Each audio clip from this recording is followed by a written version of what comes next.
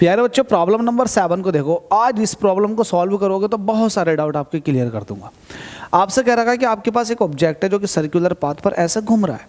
अब ये 3 कंडीशन में घूम रहा है। एक कंडीशन तो ये है कि इसकी स्पीड कांस्टेंट है, number of rotations per second इसके फिक्स हैं। दूसरा केस ये है कि इसकी स्पीड बढ़ रही है और बढ़ती जा रही है, ठीक है। तीसरा केस ये है कि इसकी स्पीड बढ़ते हुए से घट नहीं लगी, ठीक है।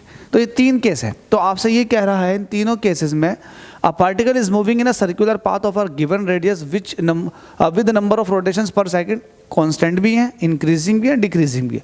What happens to the work done in the 3 cases. Work done पर क्या होगा? तो सबसे पहली बात आप लोगों ने ये पढ़ रखा होता कि सर्कुलर पाथ पर वर्क डन 0 होता। तो सर्कुलर पाथ पर वर्क डन तभी 0 होगा जब ऑब्जेक्ट एक कंप्लीट लूप बना लेगा, जहां से स्टार्ट हुआ था वही पहुंच जाएगा। तो कंजर्वेटिव फोर्स के थ्रू उसका वर्क डन 0 निकल कर आ जाएगा। लेकिन अगर ये देखो, यहां पर इस तरह का तो जिक्र नहीं है कि जहां गई है वहीं आ गई, एक कंप्लीट साइकिल की बताओ, ऐसा तो नहीं है। अब ये लगातार अपनी स्पीड बढ़ा रही है। तो पहले बात कर लेते हैं जब इसकी स्पीड कांस्टेंट है। तो जब स्पीड कांस्टेंट होती है ना, तो कहीं पर भी आपने ये देखेंगे कि काइनेटिक एनर्जी में कोई चेंज नहीं आ रहा। जब काइनेटिक एनर्जी में चेंज ही नहीं आ रहा तो कोई वर्क करना नहीं पड़ रहा। दूसरे केस में देखिएगा, जब स्पीड बढ़ रही है तो स्पीड तभी बढ़ सकती है जब आप बाहर से कुछ स्पीड बढ़ाने का सोर्स लगाओगे।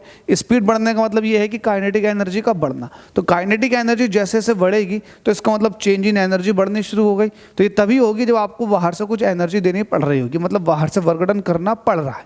जब बाहर से वर्क डन करोगे तो स्पीड लगातार बढ़ती चली जाएगी और आप ये कह सकते हैं कि एनर्जी में इंक्रीज होती चली जाएगी। अब तीसरे केस में क्या, काइनेटिक एनर्जी बहुत तेजी से, ऑब्जेक्ट बहुत तेजी से घूमता घूमता स्लो हो गया। तो इससे ये पता चलता है कि कहीं ना कहीं उसकी काइनेटिक एनर्जी घटनी शुरू हो गई।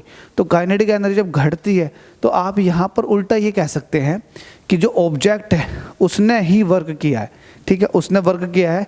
काइनेटिक एनर्जी लगातार डिक्रीज हो रही है ना, तो आपने वर्क नहीं किया, जबकि उस ऑब्जेक्ट ने वर्क किया होगा। आप ये भी कह सकते हैं कि उसकी एनर्जी डिक्रीज हो रही है, तो इसका मतलब ये हुआ कि निगेटिव वर्क हुआ है, ठीक है। तो दोनों और तीनों ही बातें आपको क्लियर हो जानी चाहिए। होप सो समझ में आ गया होगा। हाथ हिलाने में थक गए यार।